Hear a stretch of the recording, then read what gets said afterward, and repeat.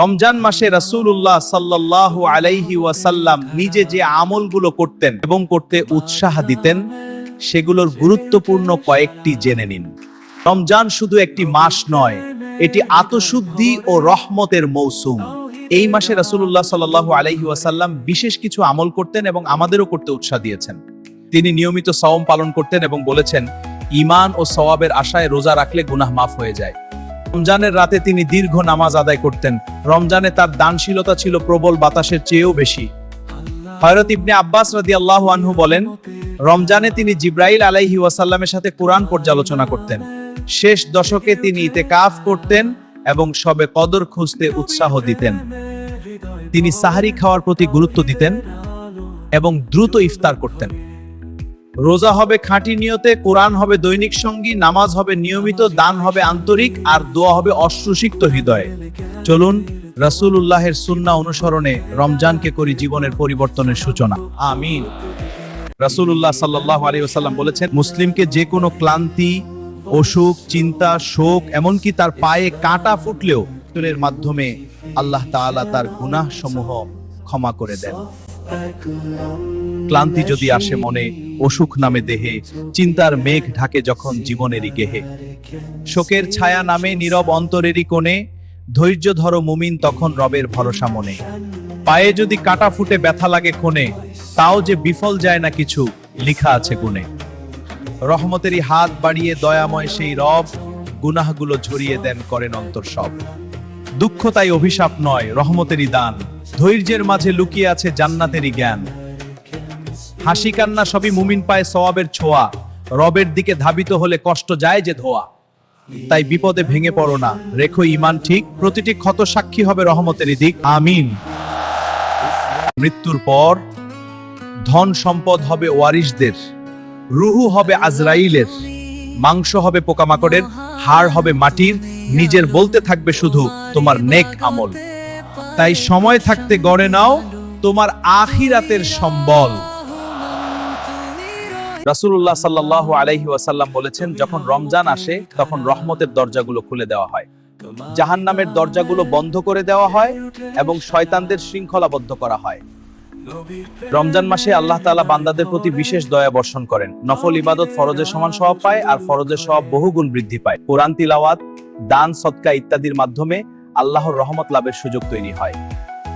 রমজানের মধ্যেই এমন এক রাত আছে যা হাজার মাসের চেয়ে উত্তম, এটিও রহমতের সবচেয়ে বড় প্রকাশ। রমজান হলো আত্মশুদ্ধির মাস। রোজা মানুষের ভিতরের তাকওয়া, আল্লাহ ভীতি বৃদ্ধি করে। যখন বান্দা নিজের নফসকে নিয়ন্ত্রণ করে, তখন সে আল্লাহর রহমতের আরো উপযুক্ত হয়ে ওঠে।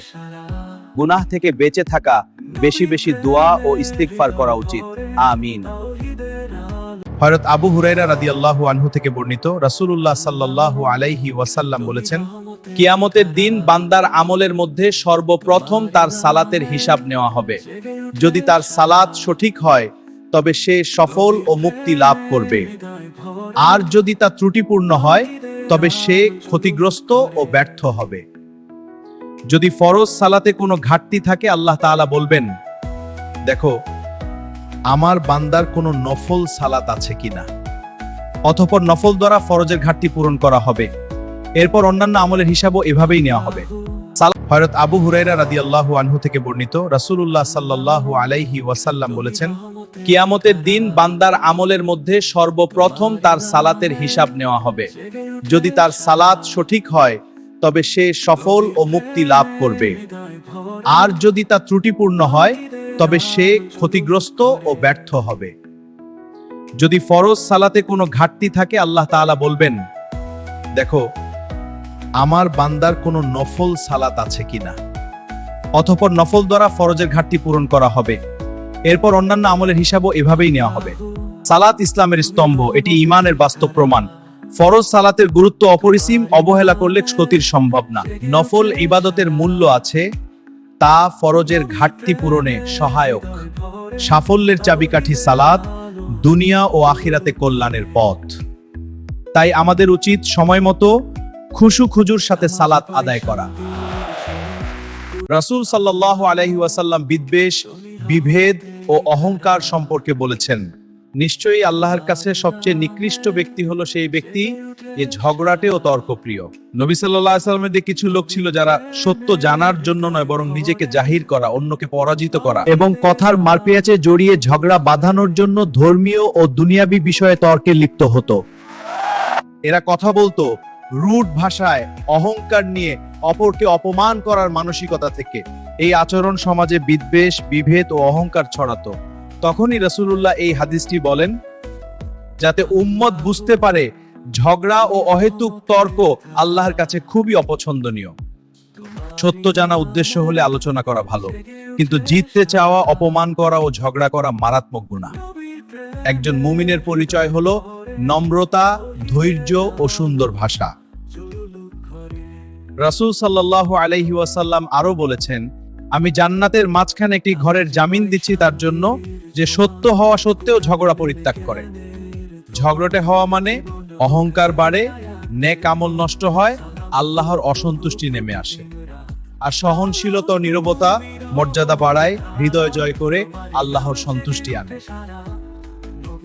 আমিন, আমিন, আমিন। সঠিক। রাসূলুল্লাহ সাল্লাল্লাহু আলাইহি ওয়াসাল্লাম বলেছেন, তোমরা অনুমান থেকে বেঁচে থাকো, কারণ অনুমান হলো সবচেয়ে মিথ্যা কথা। যাচাই না করে বলা কথা গুনাহের কারণ। অনুমান সম্পর্ক নষ্ট করে সন্দেহ বাড়ায়। একজন মুমিনের জবান হওয়া উচিত সত্য ও প্রমাণ ভিত্তিক। দেখুন, একটা কথা বলি, নিজের ছেলে মেয়েদেরকে শিক্ষিত তৈরি করুন। তাদের জন্য এত কষ্ট করে ধন সম্পদ জুগিয়ে তাদেরকে অকর্মার ঢেকি তৈরি করবেন না। যদি শিক্ষিত হয় তাহলে নিজে থেকে ইনকাম করে নিবে। আর যদি অলস আর অকর্মানা ঢেকি হয় তাহলে আপনার রাজার ভান্ডার সে খেয়ে উড়িয়ে দিবে। রাসূলুল্লাহ সাল্লাল্লাহু আলাইহি ওয়াসাল্লাম আমল সম্পর্কে বলেছেন, আল্লাহ তোমাদের চেহারা ও সম্পদের দিকে তাকান না, তিনি তাকান তোমাদের হৃদয় ও আমলের দিকে। মানুষকে বিচার করা হয় কেমন দেখায় বা কত ধনী এ দিয়ে নয়। আল্লাহর কাছে সবচেয়ে মূল্যবান হলো বিশুদ্ধ অন্তর ও সৎ কাজ। লোক দেখানো ইবাদত নয়, নীরব ভালো কাজই আল্লাহর কাছে বেশি প্রিয়। সুন্দর বানাতে আয়নায় নয়, হৃদয়ের ভেতরে তাকাও, কারণ আল্লাহ সেখানে তাকান।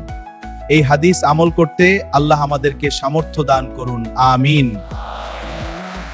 আবু হুরায়রা থেকে বর্ণিত, রাসূলুল্লাহ সাল্লাল্লাহু আলাইহি ওয়াসাল্লাম বলেছেন, মুমিনদের মধ্যে সবচেয়ে পূর্ণ ঈমানের অধিকারী সেই ব্যক্তি যার চরিত্র সবচেয়ে উত্তম। বেতনের অঙ্ক জানে সবাই, পথের গল্প শুনে কজন? হালাল হারামের হিসাব ছাড়া টাকায় আসে না শান্ত মন। তুমি কত টাকা বেতন পাও এটা শোনার মানুষের অভাব নেই, কিন্তু তুমি কিভাবে এই টাকা অর্জন করো, হালাল না হারাম, পরিশ্রম না প্রতারণা, সেটা শোনার বা বোঝার মানুষের বড়ই অভাব। আয়াতুল কুরসি কুরআনের সবচেয়ে মর্যাদাপূর্ণ ও শক্তিশালী আয়াত। এতে আল্লাহ তাআলার একত্ব, ক্ষমতা, জ্ঞান ও রক্ষণাবেক্ষণের ঘোষণা রয়েছে। উবাই ইবনু কাআব রাহকে রাসূলুল্লাহ সাল্লাল্লাহু আলাইহি ওয়াসাল্লাম জিজ্ঞেস করলেন, কুরআনের কোন আয়াতটি সবচেয়ে মহান? তিনি বললেন, আয়াতুল কুরসি। নবী সাল্লাল্লাহু আলাইহি ওয়াসাল্লাম বললেন, তোমার জ্ঞান বরকতময় হোক, আমিন। প্রতিটি ফরজ নামাজের পর আয়াতুল কুরসি পড়লে মৃত্যু ছাড়া জান্নাতে প্রবেশে আর কোনো বাধা থাকে না। ঘুমানোর আগে পড়লে আল্লাহর পক্ষ থেকে একজন ফেরেশতা পাহারা দেন এবং শয়তান সারা রাত কাছে আসতে পারে না। এটি শয়তান তাড়ানোর সবচেয়ে শক্তিশালী আয়াত। ঘর, সন্তান ও সম্পদের জন্য হিফাজত ও বরকতের ঢাল হিসেবে কাজ করে। নিয়মিত পড়লে হৃদয়ে প্রশান্তি ও ঈমানের দৃঢ়তা আসে। আয়াতুল কুরসি হলো আল্লাহর শক্তির ঘোষণা, মুমিনের নিরাপত্তার চাবি আর শয়তানের বিরুদ্ধে অদৃশ্য প্রাচীর। সুবহানাল্লাহ। আল্লাহ আমাদেরকে এটা আমল করার তৌফিক দিন, আমিন।